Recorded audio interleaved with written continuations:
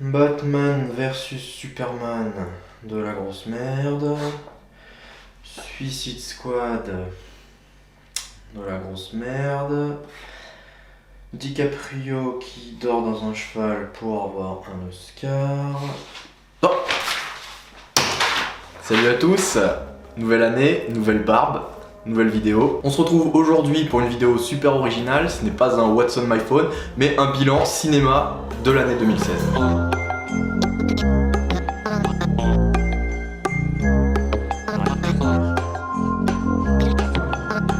Bon alors rapidement avant de commencer, j'ai choisi de découper cette vidéo en 3 parties. Tout d'abord il y aura un petit top 10 des familles de mes films préférés de 2016. Ensuite je vais faire une partie qui s'appelle À voir, c'est-à-dire ça va être des films qui m'ont intéressé, qui m'ont plu mais que j'ai pas mis dans mon top 10, ou alors il y a eu des petites choses qui me dérangeaient dans ces films, mais toujours est-il que c'est des films que je vous conseille de voir, bien souvent parce que leur démarche artistique et cinématographique est intéressante.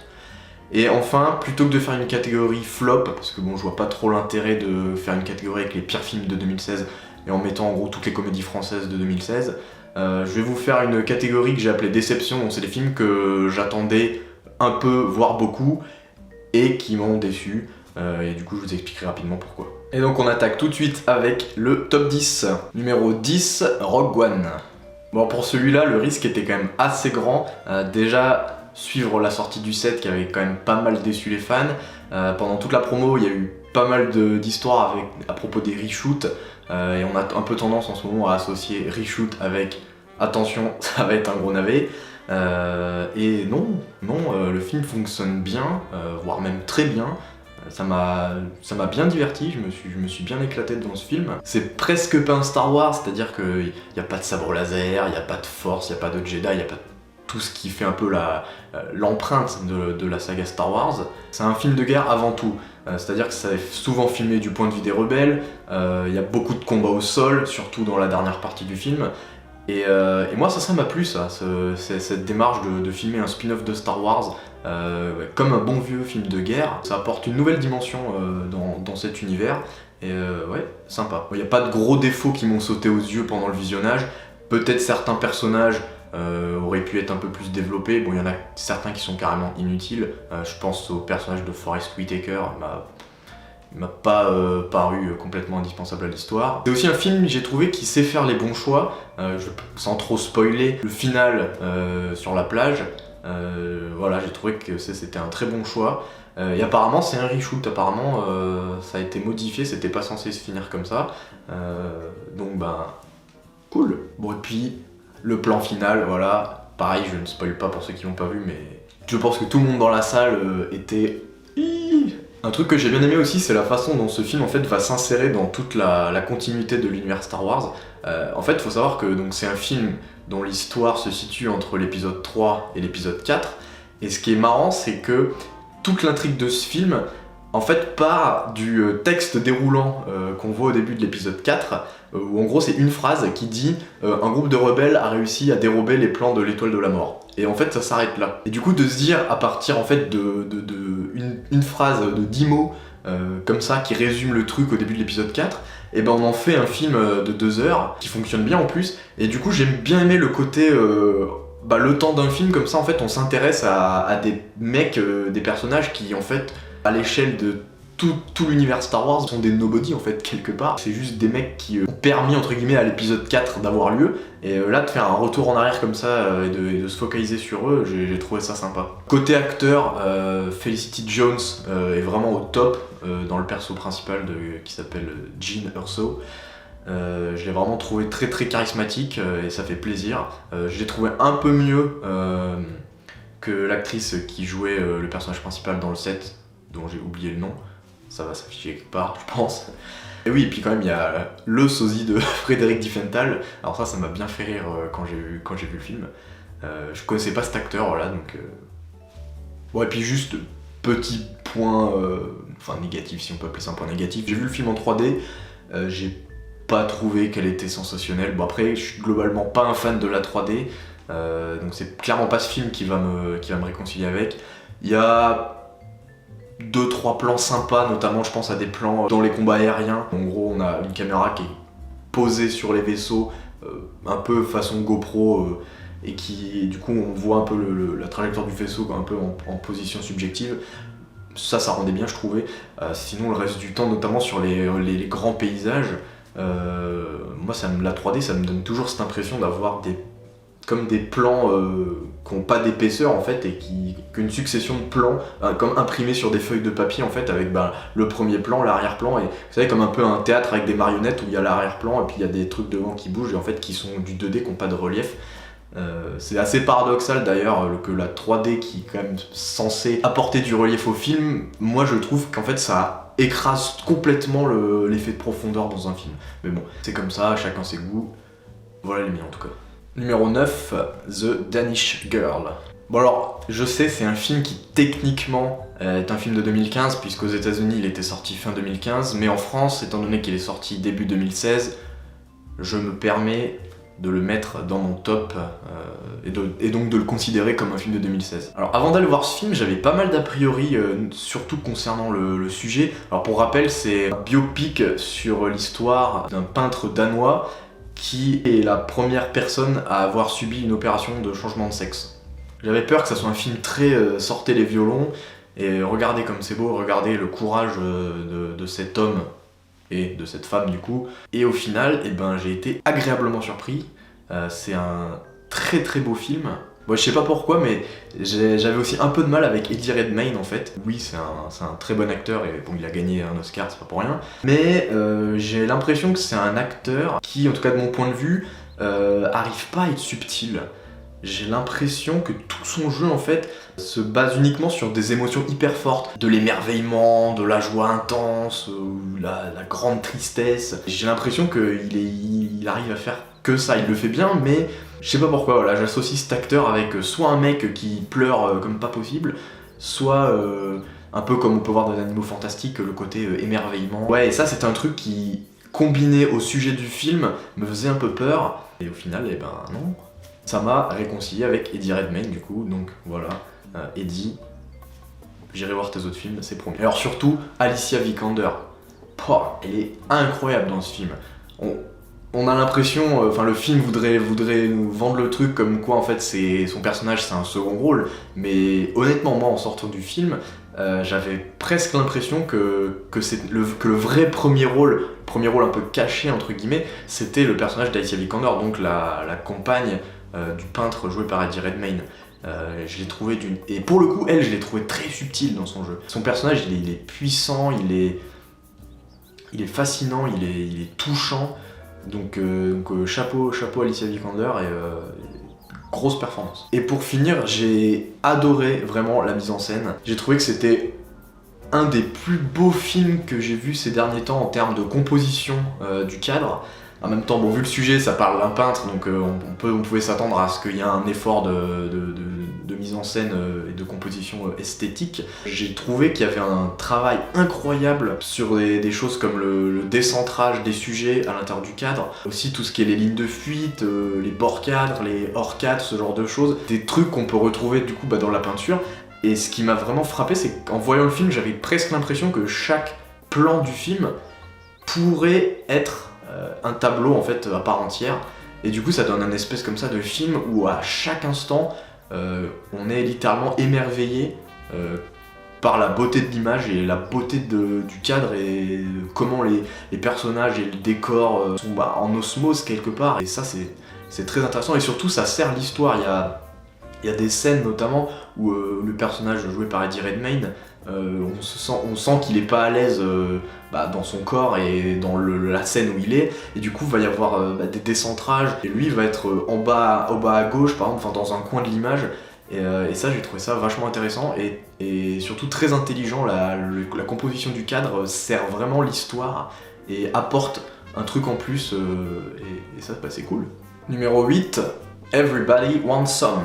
C'est un pur feel-good movie. Voilà, déjà pour commencer, c'est pas un film qui va aller porter un message super fort ou un film engagé. Le seul et unique but du film, c'est de se sentir bien quand on le regarde, et ça marche très bien, j'ai trouvé très très bien. Bon alors c'est de Richard Linklater, donc c'est celui qui avait fait Boyhood. Bon, moi personnellement j'avais adoré Boyhood, donc j'avais très envie de voir celui-là. Encore une fois, il s'intéresse beaucoup à un passage important dans la vie des ados américains, à savoir l'entrée à l'université américaine, au college comme ils disent. Et surtout qu'aux États-Unis c'est un truc encore plus sacré et plus démesuré qu'en France. Les universités, elles ont des campus énormes avec tout ce qui est les fraternités, les grandes maisons où tous les étudiants habitent ensemble. Nous en France, ça s'appelle le Crous quoi concrètement. Donc c'est pas trop le même délire déjà. Ça parle aussi du milieu sportif, le milieu du sport universitaire avec ces jeunes ce qu'on appelle les jocks. Donc, traditionnellement les mecs qui sont complètement cons et qui ont tout dans les bras. Et c'est des mecs en fait qui savent même pas pourquoi ils sont à l'université, si ce n'est pour faire du sport et pour essayer de devenir sportif professionnel. Là ça se concentre sur une équipe de baseball. Mais d'ailleurs ça m'a fait penser à la série Blue Mountain State qui elle se concentrait sur une équipe de football américain. Voilà, c'est un peu le même esprit, le côté on prend des jeunes sportifs et voilà, et on raconte un peu leurs péripéties, les fêtes, les amourettes, ce genre de choses. Bon, dit comme ça peut paraître un peu léger et un peu inutile comme sujet, mais encore une fois, c'est un film qui est vraiment uniquement fait pour se sentir bien et pour kiffer quoi. Et en parlant des personnages justement, j'ai trouvé qu'il y avait une énorme richesse dans la caractérisation et l'écriture des personnages. Bon, il y a un personnage principal évident, mais tout autour de lui, il y a peut-être, je sais pas, 6-7 autres personnages qui sont presque aussi importants que lui, et tous sont super attachants. Ils ont tous leurs petites particularités, leur goût, leur façon de s'habiller, leur type de langage ou des choses comme ça. Il y en a qui sont plus marrants que d'autres, il y en a qui sont plus intelligents que d'autres. Mais ils sont tous super attachants et super intéressants. Et en fait, au final, on a presque l'impression qu'il y avait un potentiel presque de série. Blue Mountain State, d'ailleurs, c'était une série. Et là, cet univers, je trouve que Linklater, il a réussi à vraiment créer un super univers qui, en fait, à la fin du film, moi, j'avais presque envie de dire, mais pourquoi ça s'arrête ? J'aurais eu envie de continuer à voir leur histoire. Et voilà, il y a un petit côté film-série un peu. Et du coup, là, c'est assez intéressant de voir le pont entre le monde du cinéma et le monde des séries. Bon, ça date pas d'hier, mais là voilà, c'est le cinéma qui vient se tourner un peu vers la série en termes d'univers, en termes de caractérisation et d'écriture des personnages et en termes d'intrigue et de narration tout simplement. Bon, aussi il y a une BO de dingue, il y a du Van Halen, il y a du Sugar Hill Gang, il y a du Cars, il y a du Devo, bref, il y a tout pour titiller un peu la petite corde nostalgique chez le spectateur. Bon, les haters ils diront ouais c'est facile, mais moi ça m'a vraiment fait kiffer d'entendre tous ces sons qui sont vraiment juste géniaux quoi. Et c'est un peu toute la musique que mon père écoutait lui quand il était jeune, puisqu'il est en gros à peu près de la génération de ces personnages là, et du coup moi ça m'a rappelé des souvenirs d'enfance quand justement mon père me faisait découvrir des musiques que lui écoutait étant jeune, et voilà, et même pour des gens qui en fait sont pas de la génération, donc en fait c'est les années 80 le film, début des années 80, même pour des gens qui sont pas de cette génération mais qui sont plutôt de la mienne, donc les années 90, et y a quand même une façon de se rattacher à ça, de s'y connecter par l'héritage musical et culturel de nos parents quoi. Numéro 7, Réparer les vivants. Yes, il y a un film français dans le top. Déjà c'est un sujet fort et d'actualité, ça parle du don d'organes. C'est un film qui traite ce sujet je trouve avec beaucoup de pudeur. Ils auraient pu tomber dans le pathos et l'apitoiement sur les personnages et ça le fait pas, je trouve. Forcément il y a des scènes dures, il y a des scènes qui sont tristes, mais je trouve que le film a vraiment eu une sorte de détachement et de regard bienveillant, très respectueux de ses personnages et du sujet, et ça déjà ça m'a beaucoup plu. Ensuite il y a un très beau casting, il y a Tara Rahim, il y a Emmanuel Seigné, il y a Cool Chain de NTM, il y a Mona Chokri, il y a Anne Morval, que j'adore Anne Morval. Il y a Bully Lanners, enfin voilà, c'est un casting avec du beau monde, mais en même temps c'est pas des méga stars.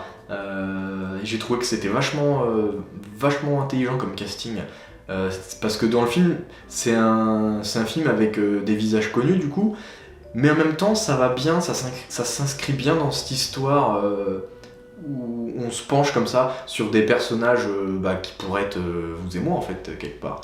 Il y a aussi quelques très belles idées de mise en scène, sans en dire trop, la scène de l'accident, voilà, je laisse ça là, avec cette espèce de mer de vague qui vient comme ça, qui prend progressivement la place de la route sur laquelle roule le van, et nous on est à l'intérieur du van, c'est pas vraiment un point de vue subjectif, c'est presque.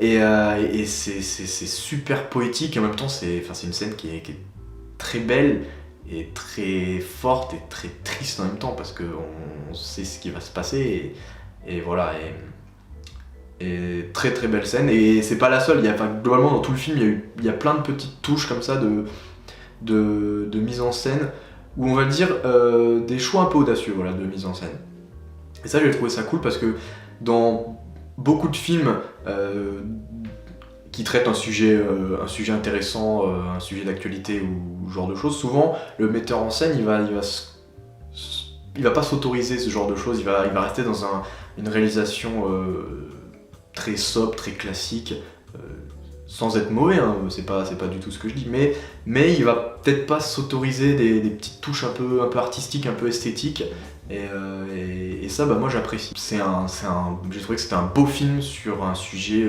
délicat à traiter, mais en même temps ô combien d'actualité. Et voilà, rien que pour ça, je pense qu'il mérite votre attention. Numéro 6, Spotlight. Oscar du meilleur film, Oscar du meilleur scénario. Est-ce que j'ai vraiment besoin d'en dire plus ? Bon, et puis je sais, ce film fait aussi partie de la catégorie film de 2015, mais quand même sorti en France en 2016, d'où sa présence dans ce top. J'ai bien aimé la réalisation, elle est assez sobre, assez classique, elle joue pas mal sur les teintes de gris, mais c'est intelligent parce que ça va en contraste avec le contenu de l'histoire qui est très brutal et assez dur psychologiquement. Bon, à côté de ça, c'est inspiré d'une histoire vraie. Ça parle d'une enquête journalistique qui a eu lieu à Boston, je crois, en 2007 et qui s'intéressait à des affaires pédophiles touchant l'église catholique.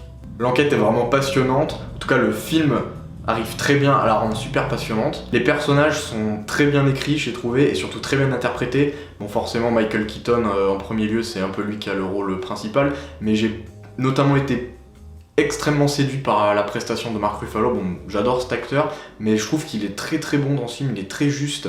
Quelque part, Spotlight, c'est un peu le digne successeur des Hommes du Président, ce film qui date de 76, je crois, avec Dustin Hoffman et Robert Redford, qui parlait de l'affaire du Watergate, qui est un peu considéré comme le grand film d'enquête journalistique de tous les temps, tout simplement. Voilà, pas grand chose à dire de plus sur ce film, je vous le conseille si vous ne l'avez pas vu, moi en tout cas je le reverrai avec plaisir, c'est certain.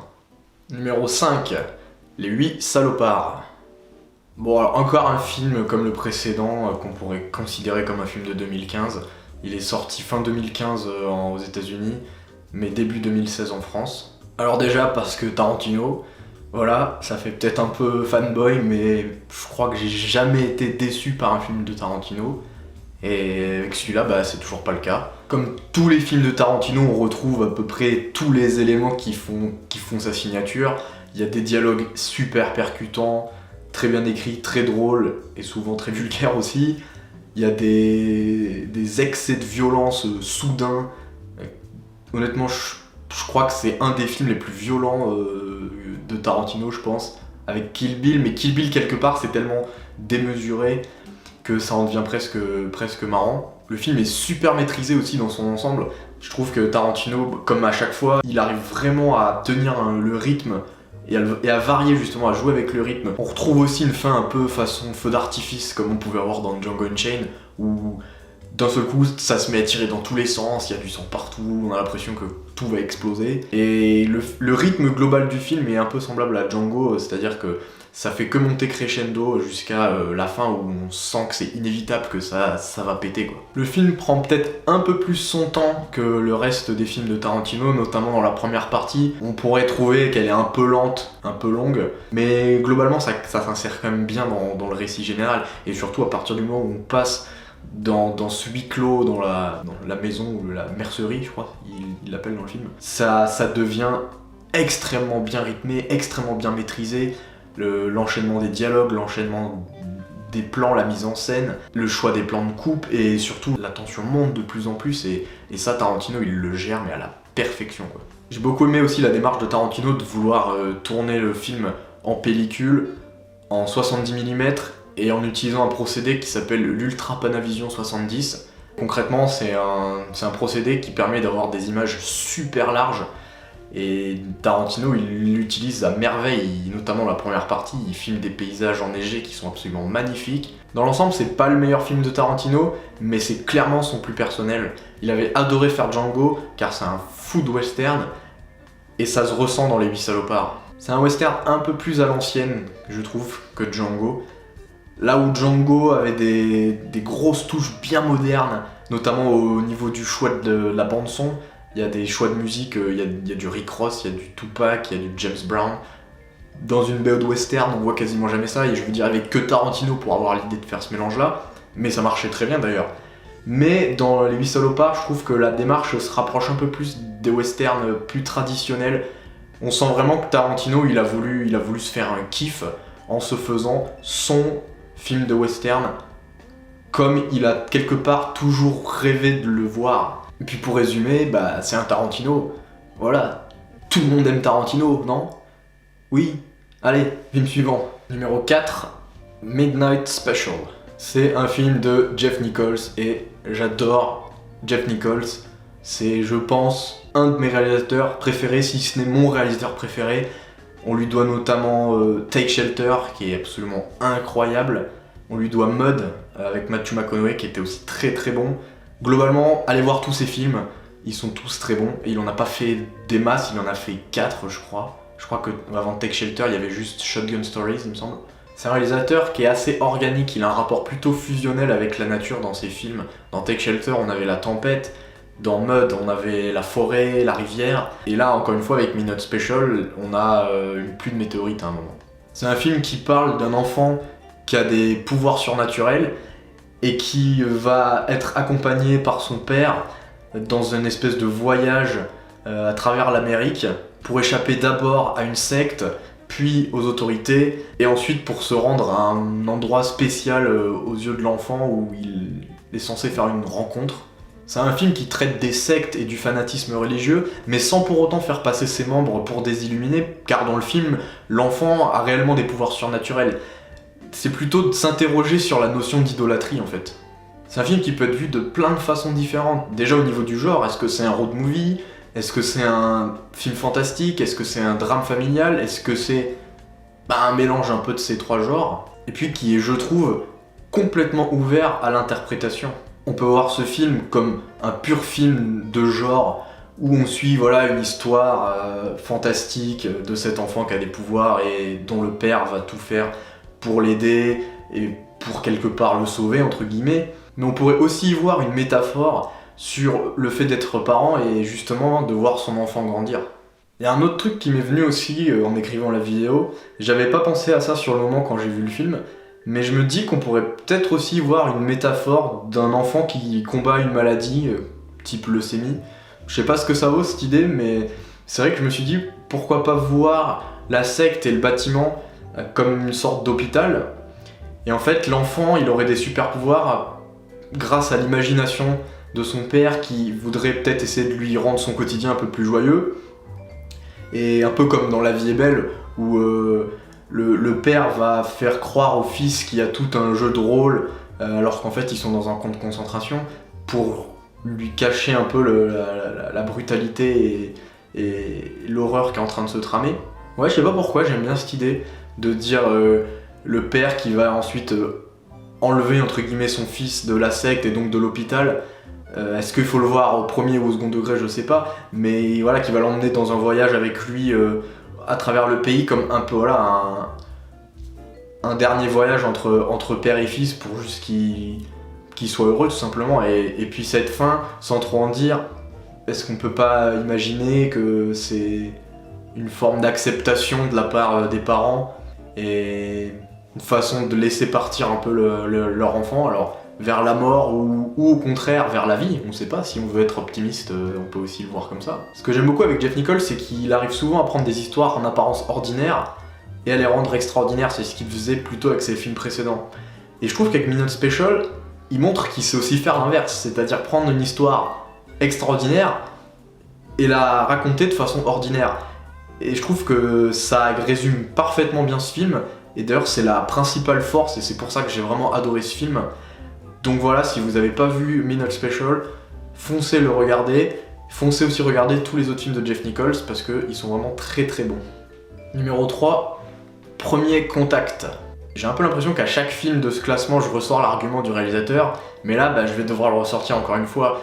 Denis Villeneuve, c'est un putain de génie. Il n'y a pas vraiment de style ni de genre Denis Villeneuve. Il avait donné dans le thriller sombre avec Prisoners, il avait ensuite fait un film un peu plus psychologique et mindfuck avec Enemy, et enfin, il avait fait un film policier avec Sicario. Premier Contact, c'est une pure expérience sensorielle pour commencer. Moi, ça m'a un peu fait penser à ce que j'avais ressenti quand j'avais vu Under the Skin. Bon, je compare pas du tout les deux films, ça a pas grand chose à voir, mais dans le ressenti un peu inexplicable, on va dire, que j'ai eu devant ce film, et je le mettrais un peu en comparaison avec ce que j'avais ressenti devant Under the Skin. Le duo principal, Amy Adams et Jeremy Renner, fonctionne à merveille. C'est deux acteurs que j'aime beaucoup, et là je trouve qu'ils vont super bien ensemble. C'est un film qui reprend les grands thèmes de la science-fiction. On a le temps, la notion de destin, la rencontre avec des formes de vie extraterrestres. C'est un film qui contient pas mal de références aussi. Déjà 2000 ans l'Odyssée de l'espace pour cette forme des vaisseaux et surtout la façon qu'a Villeneuve de les filmer en contre-plongée. Ça me rappelle un peu la façon dont on pouvait voir le monolithe dans 2000 ans l'Odyssée de l'espace justement. À côté de ça, il y a aussi les combinaisons oranges que portent les personnages dans Premier Contact qui me font pas mal penser à celles que portent les personnages dans 2001. Bon après vous allez me dire, est-ce que c'est pas un peu facile de faire une référence à 2001 quand on fait un film de science-fiction puisque c'est un peu le film qui a révolutionné la science-fiction? La réponse est oui. Et alors? Petite référence à Kubrick, ça passe toujours bien quoi qu'on en dise. C'est un film qu'on pourrait aussi rapprocher d'Interstellar, plus au niveau des thématiques, notamment la thématique du choix et la thématique de la famille. C'était la première expérience de Villeneuve dans le milieu de la science-fiction, et voilà, il s'est pas trompé. C'est un film qui joue aussi parfaitement bien avec le montage, avec les notions de flashback et de flash-forward. Il arrive bien à embrouiller le spectateur sur ce qu'on voit. Est-ce que c'est du présent? Est-ce que c'est du passé? Est-ce que c'est du futur? Est-ce que ça ne s'est jamais produit et ça ne se produira jamais? Tout un ensemble de questions qu'on est obligé de se poser quand on voit le film pour la première fois. Moi d'ailleurs je l'ai pas revu depuis, et ça me laisse penser que c'est un film qui sera certainement très intéressant à revoir plusieurs fois pour cerner des petits trucs qu'on n'aurait pas forcément vus au premier visionnage. Numéro 2, Captain Fantastic. Alors celui-là, qu'est-ce qu'il était bien celui-là? C'est un film qui est très beau visuellement, les décors, les costumes. Globalement, il y a beaucoup de personnalité dans ce film. Il y a plein de petits trucs dans ce film qui lui donnent un vrai cachet. Le bus, par exemple, qui est super stylé, leur espèce de campement dans la forêt. Bon, vous l'aurez compris, c'est encore un feel-good movie. Ça respecte les codes du feel-good movie, c'est-à-dire qu'on va avoir des séquences drôles, des séquences touchantes, des séquences tristes. Mais voilà, quand c'est bien fait, ça marche vraiment bien, quoi. Honnêtement, je vois pas ce qu'on peut lui reprocher à ce film. J'ai vraiment passé un excellent moment devant ce film, et c'est un film que j'ai trouvé très intelligent parce qu'il fait aussi réfléchir, notamment dans la construction de ses personnages, dans l'écriture de ses personnages. On n'a aucun personnage qui est soit tout noir, soit tout... Globalement, il n'y a rien qui est tout noir ou tout blanc, il n'y a pas de manichéisme. Vu le sujet, c'est intelligent, parce qu'en gros, le sujet, c'est un père qui élève ses enfants dans la nature, à l'écart, on va dire, de toute norme occidentale actuelle. Donc il y a tout ce qui va être le rapport à la société de consommation, aux marques, à la malbouffe, ce genre de choses. Ils connaissent pas, en gros, les enfants ne connaissent pas. Et on aurait pu s'attendre à le film un peu moralisateur de base, où on prend le père qui élève ses enfants, qui leur donne une super éducation, où ils sont très cultivés, mais à côté de ça, ils connaissent pas les marques et ils connaissent rien du tout. Et en gros, le message, ça serait de dire ouais, vous voyez quand même, les marques, ça pourrit la société, la malbouffe, ça pourrit la société, la société de consommation, c'est de la merde, etc.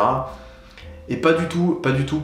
Évidemment, dans le film, il Il y a des passages de confrontation entre ces deux mondes, entre le monde du père et de ses enfants, qui vivent un peu reclus quelque part, mais qui sont très intelligents, ils lisent beaucoup de livres, et le monde, on va dire, je vais dire normal, avec des guillemets, parce que justement, ça, c'est une des questions du film, qu'est-ce que la norme finalement? Et quand il y a la confrontation, on se rend compte que c'est pas aussi simple que ça. Au début, on a un peu tendance à se dire, ouais bon, ce père un peu hippie, finalement c'est lui qui a raison. D'un autre côté, on se dit, non, il a pas raison, les pauvres enfants, ils ont pas d'amis, ils connaissent pas le monde du numérique, ils ont pas la chance de vivre dans une société où on peut prendre plaisir à s'habiller, à s'acheter des vêtements, une paire de chaussures, ce genre de choses. Et comme ça, pendant tout le film, à travers les personnages et surtout leur évolution, tout va être assez contrasté. Du côté du père et de ses enfants, on va avoir petit à petit un, puis deux, puis trois enfants qui vont commencer à un peu se révolter, un peu à se dire ouais mais est-ce que c'est vraiment la bonne éducation ça? De l'autre côté on va avoir des personnages qui au début apparaissent comme étant des salauds, je pense notamment au grand-père. Le gars quand même, le grand-père interdit au personnage de Viggo Mortensen, j'ai oublié son nom, à assister aux funérailles de son épouse. Donc là quand il y a ça on se dit le mec c'est juste le plus gros salaud de l'histoire quoi. Et au final, le personnage il prend une certaine dimension et on se dit et on se rend compte que finalement il a ses raisons et il porte un certain regard sur ce que fait le personnage de Viggo Mortensen et la façon dont il éduque ses enfants. Et voilà, globalement c'est un film qui a vraiment une double fonctionnalité, je trouve. C'est un film qui fait passer un très bon moment de cinéma et en même temps, à la fin, on en sort et c'est impossible de pas se poser des questions. C'est impossible de pas se poser des questions sur des trucs vachement importants, mine de rien, des trucs de société. Moi, j'aime beaucoup cette démarche dans ce film. Et puis, dernier point, le casting. Rien à redire là-dessus non plus. Viggo Mortensen, bon, ça on le savait, c'est un super bon acteur. Et surtout, moi, c'est les enfants qui m'ont vraiment surpris. C'est que des acteurs que je connaissais pas. Je sais pas, je connais pas du tout leur carrière avant ce film. Je sais pas s'ils ont fait beaucoup de rôles, mais ils sont tous très bons et ils arrivent tous à apporter leur petite touche, leur petit grain de folie, j'ai envie de dire, à leurs personnages qui sont déjà très bien écrits. Et ça, c'est vraiment un gros point fort de ce film. Ouais. Numéro 1, Manchester by the Sea. Voilà, ça y est, mon film préféré de l'année est arrivé, et c'est donc Manchester by the Sea, avec Casey Affleck, qui est juste 1000 fois plus talentueux que son grand frère. Il livre une performance de très haut standing dans ce film. D'ailleurs, il a gagné un Golden Globe pour ça. Et il est quand même bien parti pour les Oscars aussi. Moi, en tout cas, je croise les doigts, je lui souhaite. Avant de rentrer vraiment dans le détail de ce film, rien qu'au niveau des nominations, le film a été nominé 5 fois au Golden Globe et 6 fois aux Oscars, en plus dans les catégories reines. Meilleur film, meilleur scénario, meilleure réalisation, meilleur acteur, meilleur second rôle masculin, meilleur second rôle féminin. C'est pas beau ça quand même? Tout à l'heure je parlais de réalisation sobre, et c'est encore le cas avec ce film. Il y a une démarche assez naturaliste de la part du réalisateur, c'est-à-dire que les lieux dans lesquels évoluent et se trouvent les personnages vont avoir une importance au niveau de l'histoire, mais vont avoir aussi un impact sur les personnages, sur leur état psychologique. Déjà rien que le titre, Manchester by the Sea, c'est le nom d'une ville aux États-Unis pas très loin de Boston. Donc voilà, déjà pour tous ceux qui pensaient qu'en fait ça faisait référence à Manchester en Angleterre et by the Sea, voilà la mer, désolé mais non. Les éléments naturels aussi ont une grosse importance dans le film. L'eau, déjà au niveau du titre, la neige, le film s'ouvre sur une séquence de neige, quasiment, il s'ouvre exactement sur une séquence sur un bateau, mais donc l'eau, la neige, le feu, il y a un moment une scène qui est très importante par rapport au feu, la glace, le jeune il fait du hockey sur glace, donc voilà, il y a un rapport il y a une espèce de triangle entre les personnages, les lieux où ils se trouvent et les éléments naturels, et c'est ça voilà, qui me donne une espèce de sensation de démarche naturaliste qui est en plus renforcée, je trouve, par la façon de réaliser, notamment les scènes un peu intenses émotionnellement.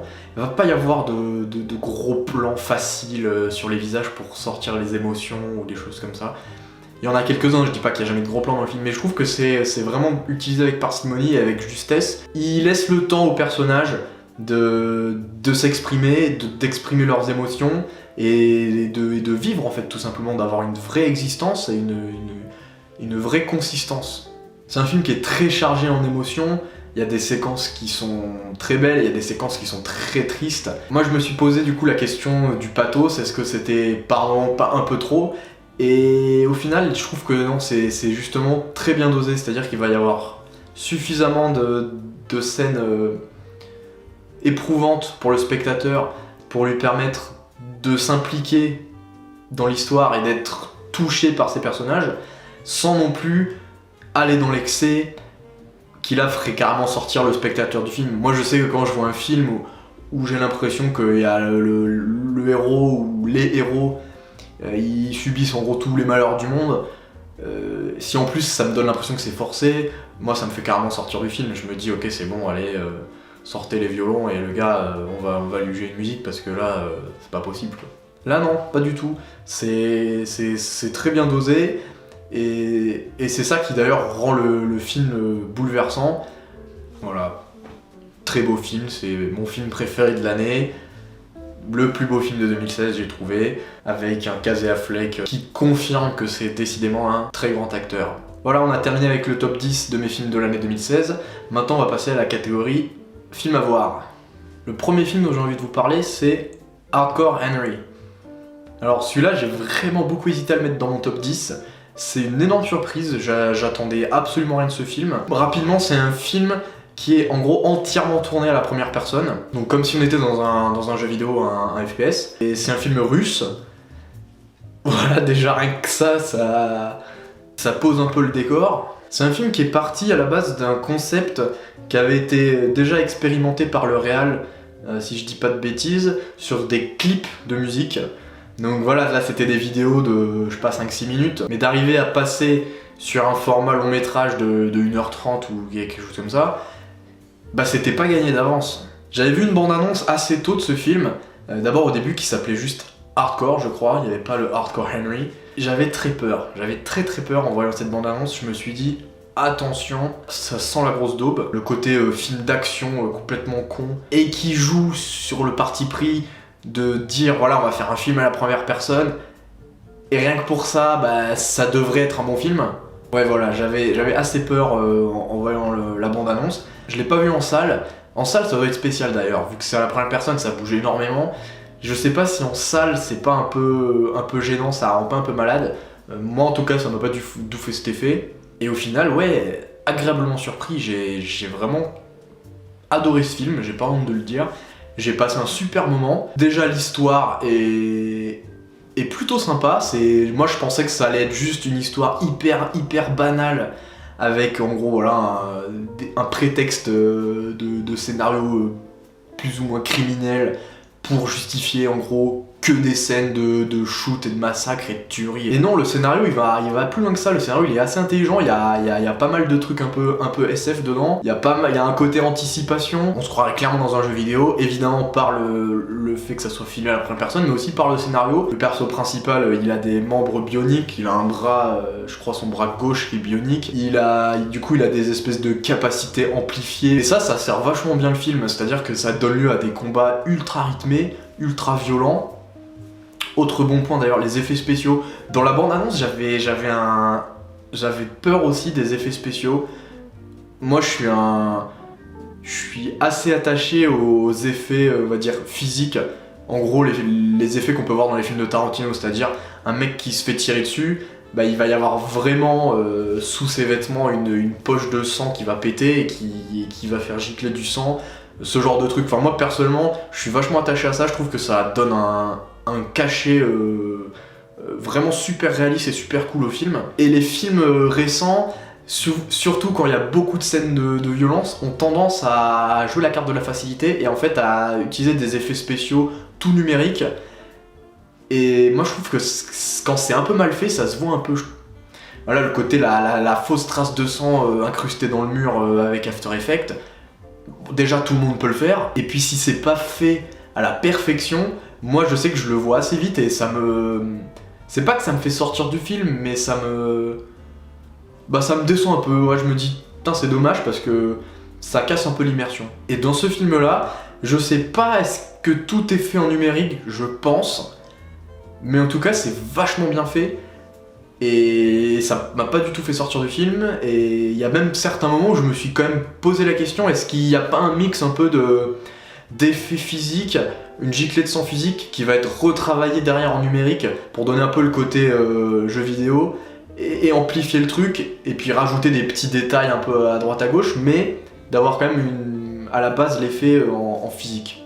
Bon, et en plus, il y a pas mal de références, bon, évidemment à des jeux vidéo, mais aussi à Kubrick, notamment avec la scène de combat finale et les personnages qui sont habillés tout en blanc avec le chapeau noir, ça fait vachement penser à Orange Mécanique. Donc voilà, ce film, ça fait partie des bonnes surprises pour moi de l'année 2016. Ensuite, j'aimerais vous parler de Juste la fin du monde de Xavier Dolan. Alors ce film, j'ai été déçu. Bon, pour la faire simple, je suis un grand fan de Dolan. J'ai adoré globalement tous ses films. Il y a peut-être juste Tom à la ferme que j'ai trouvé un peu moins bon, mais c'est parce qu'il est aussi un peu différent. Et celui-là, j'ai eu un blocage.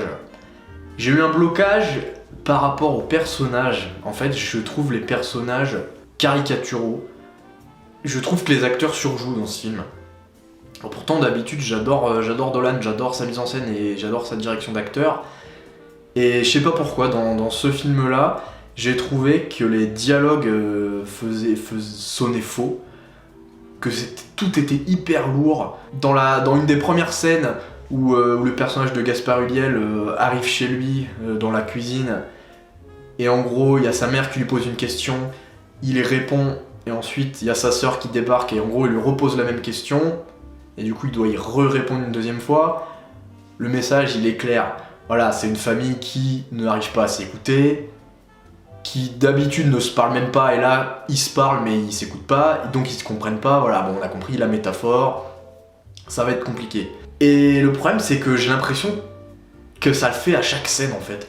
À chaque scène, il y a cette espèce de répétition où un personnage parle pour dire un truc, les autres l'écoutent pas, du coup il doit répéter ce qu'il vient de dire à une autre personne, etc. Et moi j'ai trouvé ça super artificiel en fait. J'ai trouvé ça super artificiel et pour le coup ça m'a fait sortir du film.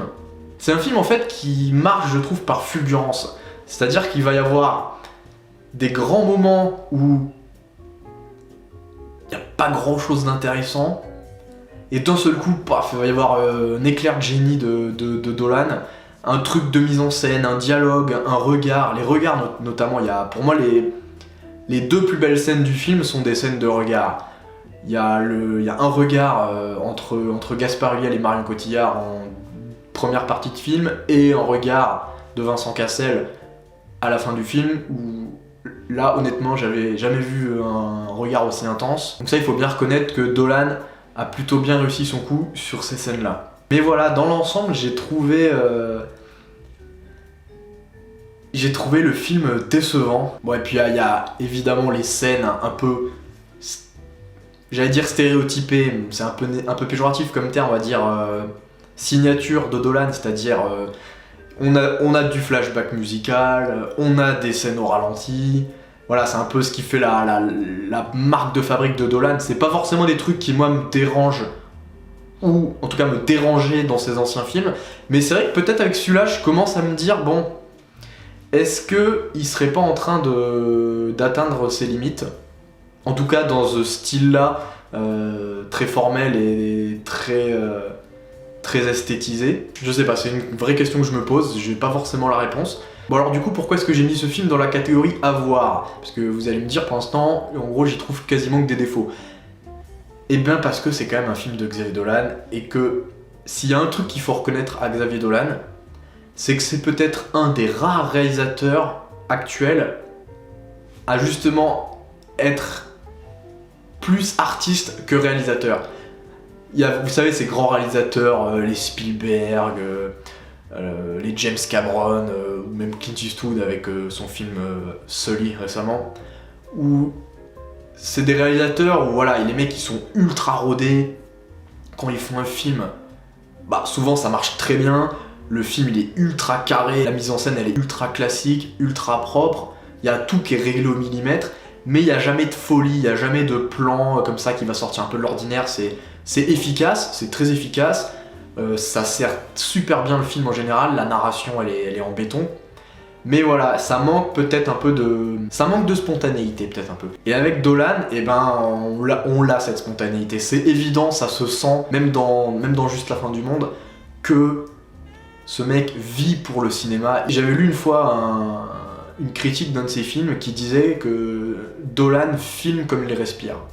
Et je trouve que c'est assez vrai. C'est-à-dire qu'on a presque l'impression pour lui que le cinéma c'est entre guillemets une question de vie ou de mort. C'est sa seule façon de s'exprimer et il a besoin de ça et il met... C'est pour ça d'ailleurs que ça a fait un peu polémique au Festival de Cannes l'année dernière parce qu'il y a des critiques américains qui en gros ont descendu Juste la fin du monde. Et Dolan avait pris ça très à cœur. Il avait notamment déclaré à un moment si c'est des mecs qui ont aimé Creed et qui taclent mon film, c'est pas étonnant. Sous-entendu, voilà, c'est des mecs qui connaissent rien au cinéma, etc. etc. Bon, ça fait peut-être un peu tête à claque, ça fait un peu enfant gâté du cinéma.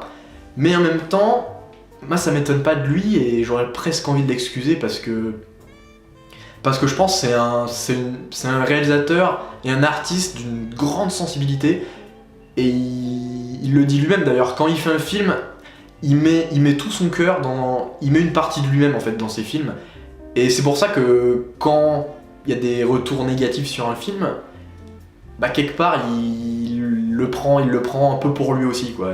Après bon, je sais, on pourrait dire bah écoute oui mais désolé, c'est un peu le principe de la critique, si t'es pas capable d'accepter une critique négative, bah c'est comme ça quoi. Mais voilà, c'est peut-être ce qui fait un peu aussi le charme de Dolan, c'est ce côté où on sait pas est-ce que c'est un génie ou est-ce que c'est un imposteur, est-ce qu'on a envie de le vénérer ou est-ce qu'on a envie de lui mettre des baffes. Bah il y a peut-être un peu tout ça en même temps et c'est ça qui fait que son cinéma est si particulier et c'est pour ça que je vous encourage quand même à voir Juste la fin du monde.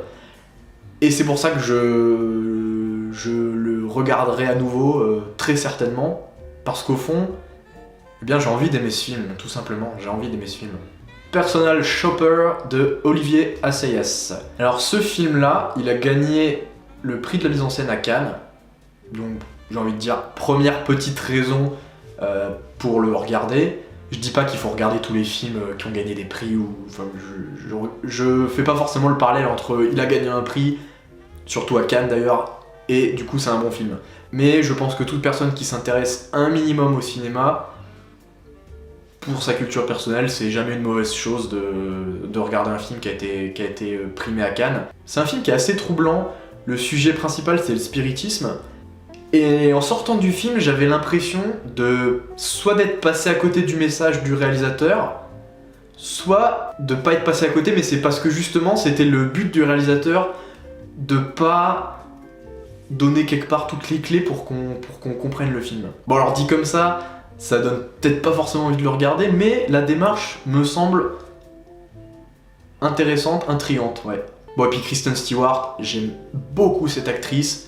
Bon déjà premièrement je la trouve magnifique et elle a un côté froid et charismatique en même temps, elle porte en elle cette espèce de poids émotionnel, on a l'impression. Les détracteurs ils vont dire qu'elle fait tout le temps la gueule, c'est pas totalement faux, mais je trouve qu'elle dégage un truc, elle dégage une émotion, une espèce de fragilité interne qu'elle essaye de cacher.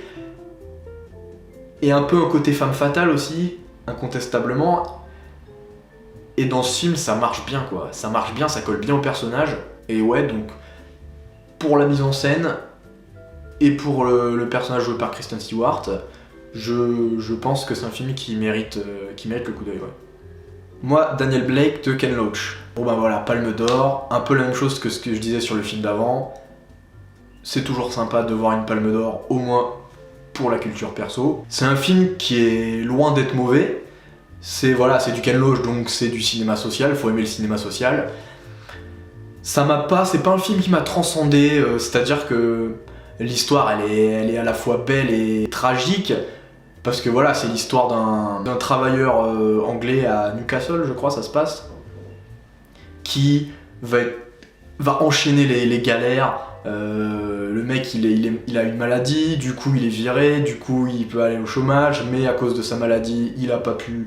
En gros, c'est un film qui parle de toutes les galères administratives qu'on peut connaître et que certaines personnes malheureusement connaissent. Et voilà, pour ça c'est un film intéressant. La performance de l'acteur principal, j'ai bien aimé. Déjà rien que pour l'accent, tous les personnages ont à peu près le même accent parce que c'est l'accent qu'on appelle l'accent de Geordie, c'est l'accent de Newcastle. Je m'aventurerai pas à essayer de l'imiter parce que c'est inimitable, mais allez voir la bande-annonce, vous comprendrez tout de suite. Oui, évidemment, il faut le voir en VO, en VF, je pense que ça n'a pas d'intérêt. C'est une histoire qui est dure, mais est-ce que pour autant ça fait une belle histoire de cinéma? Je suis pas convaincu, voilà. C'est un film qui manque peut-être un peu de rythme par moment. C'est bien de faire des films sur des sujets sociaux comme ça pour dénoncer des injustices, pour dénoncer des difficultés de vie des petites gens, comme on dit. Mais des fois, on est à la frontière du misérabilisme un peu quand même. On va dire que ça fait pas de mal de se le rappeler. Et c'est pour ça que je pense que c'est un film important. Mais voilà, ça s'arrête là quelque part. Ça n'en fait pas un grand film, ça n'en fait pas un chef-d'œuvre. Ça en fait un Ken Loach, donc un film social qui fait le boulot, qui dénonce ce qu'il a dénoncé, mais qui pour moi, je veux pas dire qu'il a volé la Palme d'Or parce que je me suis pas assez penché sur les films qui étaient à Cannes l'année dernière, mais pour moi c'est pas le film qui va changer la face du cinéma en 2016 quoi. Ensuite on a The Revenant de Alessandro González Iñárritu. Bon, j'en parlais un peu en rigolant au début de cette vidéo, mais je suis obligé d'aborder ce film, ne serait-ce que pour l'Oscar de DiCaprio, il a enfin gagné son Oscar.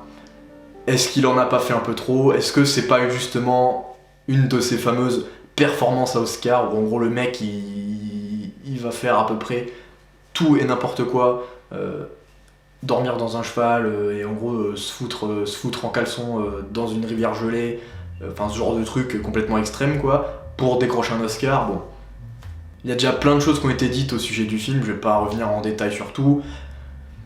Globalement, la mise en scène elle est quand même incroyable, on peut pas lui enlever ça, Iñárritu. L'utilisation du grand angle, c'est chose assez rare dans le cinéma moderne.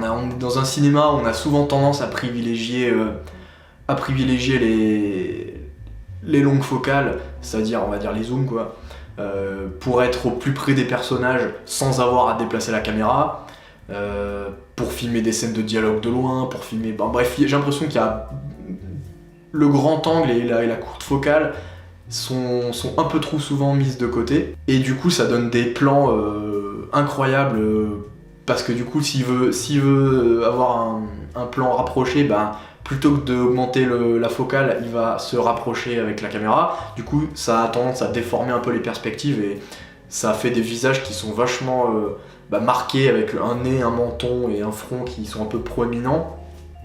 Du coup ça accentue encore plus le côté un peu complètement fou du film. Ensuite forcément les plans séquences, Iñárritu c'est un peu le chef des plans séquences.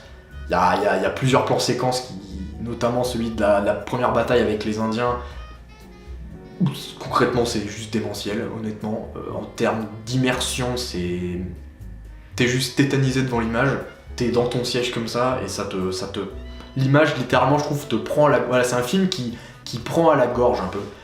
C'est un film qui te laisse pas de répit pour plein de choses déjà, donc pour la mise en scène d'Iñárritu, avec donc ces scènes de bataille, le fait que ça se passe dans un univers où il fait super froid, ça c'est un peu inconscient, mais le fait comme ça de voir des personnages qui ont froid, qui ont mal, qui se blessent, qui se battent un peu sans relâche pendant tout le film, et ça prend à la gorge. Mais je peux pas m'empêcher d'être assez d'accord avec certaines personnes qui lui reprochent d'être assez long et assez lent. Il y a des moments où je me suis quand même un peu ennuyé dans ce film. C'est un film qui est ultra chargé en symbolique et en métaphysique. C'est une expérience organique et spirituelle quelque part. Mais il y a des moments c'est quand même un peu chiant, on va pas se mentir. Patterson de Jim Jarmusch. Alors rapidement, c'est l'histoire d'un chauffeur de bus qui s'appelle Patterson, qui habite à Patterson, et qui, pour passe-temps, écrit des poèmes dans un petit carnet qu'il partage parfois avec sa compagne. Je connais pas bien l'univers de Jim Jarmusch, c'est mon premier film de lui que je regarde. C'est un film très poétique étant donné que le sujet principal c'est la poésie, mais je peux pas m'empêcher de penser que ça fait quand même un peu exercice de style. Il y a Adam Driver que j'aime beaucoup, il y a Golshifteh Farahani que j'aime également beaucoup. Le film est assez formel en fait. Tout le début notamment, il y a beaucoup de plans fixes. J'ai eu un peu peur à un moment d'ailleurs que tout le film soit en plan fixe. Heureusement c'est pas le cas. C'est beau, c'est léché, mais on s'ennuie un petit peu quand même. Et enfin, La fille de Brest. J'ai pas énormément de choses à dire sur ce film. Au niveau de la réal, c'est classique mais efficace. C'est un peu notre spotlight français de cette année. Ça parle de l'affaire du Mediator, l'enquête de Irène Frachon, ses découvertes, les lobbies pharmaceutiques. C'est un bon film touchant et surtout qui trouve de la force dans l'interprétation du personnage d'Irène Frachon. C'est marrant d'ailleurs, ils ont pris une actrice danoise pour jouer une française. Au début, quand j'ai vu le film, je me pensais qu'Irène Frachon avait réellement des origines danoises, mais j'ai fait quelques recherches et visiblement elle n'en a pas. Donc je me suis posé la question pourquoi ce choix d'une actrice danoise. Au passage, elle parle très bien français, hein. Mais voilà, je sais pas s'il y a eu une raison autre que la réalisatrice voulait absolument cette comédienne, qui livre d'ailleurs une prestation très bonne, j'ai trouvé. C'est juste une petite prise de liberté par rapport à la réalité, mais ça n'entache en rien la qualité du film. Les déceptions maintenant. Alors la première déception, c'est Jason Bourne. Je suis un grand fan de la saga de Jason Bourne, en tout cas de la trilogie. Je mets de côté le 4, Jason Bourne l'héritage, qui pour moi est un gros navet. Et voilà, là on a le retour de Matt Damon, qui a accepté de reprendre le rôle uniquement si c'était Greengrass qui faisait le film. Du coup Greengrass a accepté de faire le film. Moi en voyant tout ça, j'avais beaucoup d'espoir. Je m'attendais vraiment à voir la suite logique des 3 premiers dans l'esprit, dans la réalisation, et surtout dans les choix de narration en fait.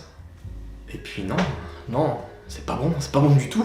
Dans ce 5e volet, on a laissé de côté toute la subtilité qui faisait justement la saveur des 3 premiers. Le côté Jason Bourne, il va jouer avec son intelligence pour être plus rapide que ses ennemis, il va les prendre à revers. Là, il fonce dans le tas et il explose tout. Il y a la séquence finale dans les rues de Las Vegas où il y a une course-poursuite entre Jason Bourne dans une voiture et Vincent Cassel dans un van qu'il a volé au SWAT ou je sais pas trop quoi. Clairement, on aurait une séquence de Fast and Furious. Les mecs, ils explosent tout dans la ville. Je suis pas contre les scènes de course-poursuite. Dans les 3 premiers, il y en a d'ailleurs quasiment à chaque épisode. Mais elles sont bien faites, elles sont intelligentes.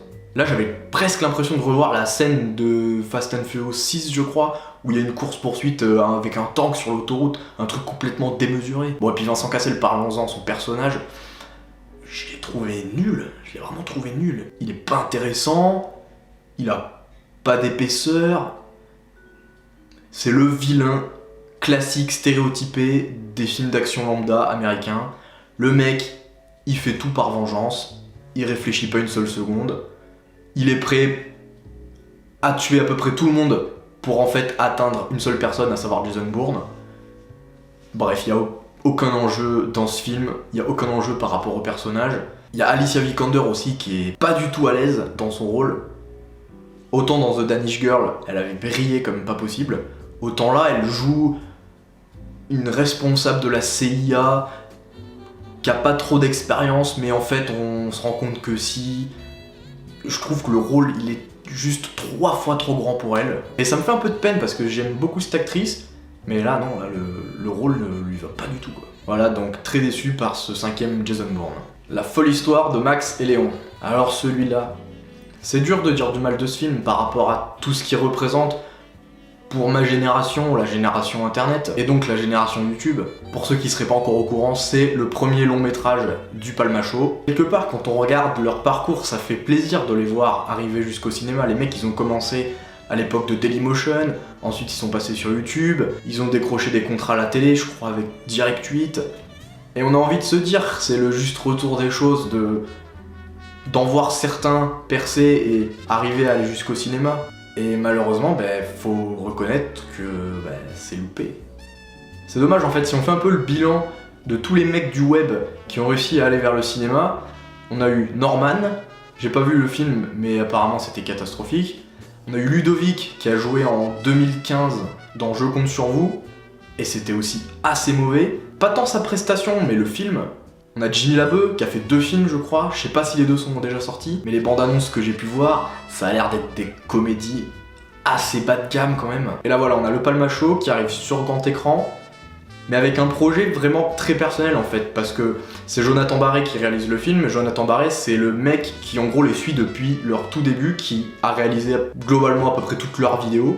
Du coup ça fait plaisir ce côté, ils ont réussi à garder la même équipe et aller jusqu'au bout, sauf que du coup ça se voit un peu, et quelque part le fait d'avoir gardé la même équipe avec laquelle ils faisaient leurs vidéos sur internet, moi ça m'a donné l'impression que La Folle Histoire de Max et Léon, c'est rien d'autre qu'une vidéo YouTube de 1h30 avec un budget plus adapté au cinéma, on va dire.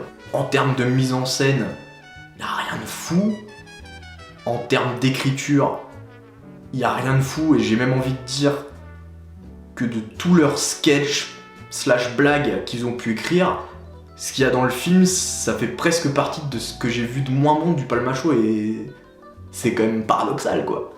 Bon, si, il y a juste la séquence avec Monsieur Poulpe, celle-là j'avoue, elle m'a bien fait rire. Quelque part le film se résume à une succession de sketchs YouTube avec des guests, avec des potes.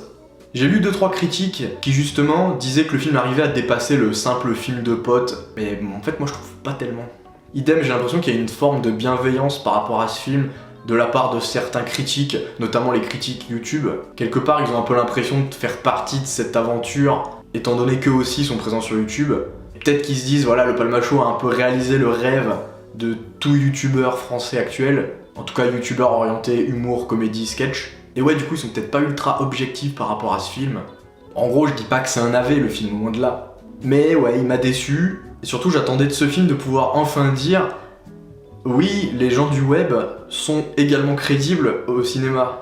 J'ai l'impression qu'on n'a toujours pas trouvé les dignes représentants du web au cinéma.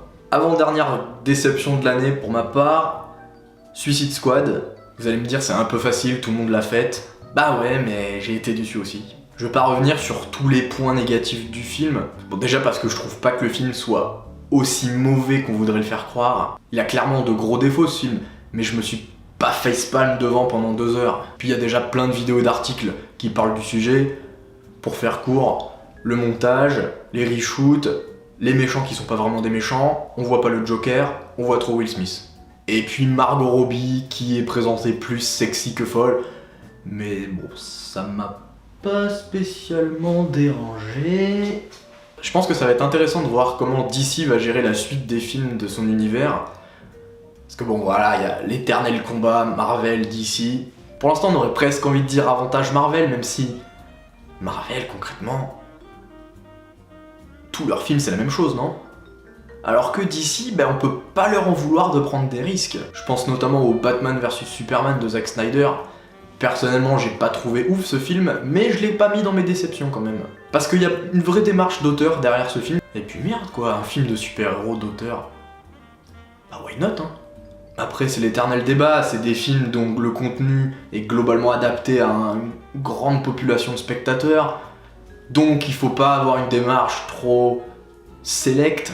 Donc pas un réalisateur avec un style trop marqué, donc pas une démarche d'auteur, donc c'est peut-être pour ça qu'on a l'impression que Marvel a l'avantage pour l'instant. Il y a beaucoup de monde qui a fustigé DC et les studios de production des films DC, et est-ce que c'est si catastrophique que ça? Il y a eu globalement beaucoup de critiques de spectateurs et même de presse qui voudraient faire changer les habitudes des studios DC pour leurs films. Soi-disant, le contenu est pas adapté au public actuel. Mais est-ce que c'est pas plutôt les habitudes du spectateur qu'il faudrait changer? Et enfin, dernière déception, un film français, Demain tout commence, avec Omar Sy. Le film est très niais, j'ai trouvé. La morale de l'histoire est... ça enfonce des grosses portes ouvertes. Apparemment, c'est l'adaptation d'un film espagnol à la base, j'ai pas vu le film d'origine. Donc je pourrais pas dire est-ce que le scénario que j'ai pas du tout aimé, est-ce qu'il est totalement repris de la version originale, est-ce qu'il a été un peu remodifié, bon, je sais pas. Omar Sy, il est pas mauvais dans son rôle, mais je trouve qu'il commence à avoir un peu le défaut de Will Smith, c'est-à-dire qu'il sait jouer un peu un seul type de rôle. Le papa, sympa, cool, des fois il s'énerve un peu, mais pas trop quand même parce que c'est quand même un mec cool. Vous voyez ce que je veux dire? Et dans Demain tout commence, bah c'est exactement ça. Bon, à côté de ça, le film a des petits points positifs quand même. J'ai bien aimé le fait que ça se passe en Angleterre, il y a un peu de jeu sur le langage, le français, l'anglais, il y a des petits quiproquos autour de ça. C'est un peu facile, mais moi je trouve que ça passe toujours bien. Il y a Clémence Poésy, et il y a surtout un acteur québécois qui joue le second rôle, qui lui est la vraie bonne surprise de ce film, je trouve. Si quasiment tout est acheté dans ce film, et ben moi je garderai cet acteur, qui s'appelle Antoine Bertrand. C'est pas moi qui l'invente, hein, c'est Wikipédia. Voilà rapidement pour terminer la liste des films de 2016 que j'ai pas eu le temps de voir mais que j'ai bien envie de rattraper cette année. On a The Neon Demon, Elle, High Rise, The Assassin, Zootopie, un dessin animé, cool. Comancheria, Demolition, Dernier train pour Busan, Vaiana la légende du bout du monde, 2 dessins animés, ouh. Et Tony Erdmann. Voilà, ce bilan cinéma 2016 touche à sa fin. Merci à tous ceux qui ont regardé la vidéo. Merci à ceux qui auront eu le courage d'aller jusqu'à la fin. On se retrouve bientôt pour une prochaine vidéo. Et comme d'habitude, n'oubliez pas que le cinéma, c'est subjectif. Alors aimez-le à votre façon.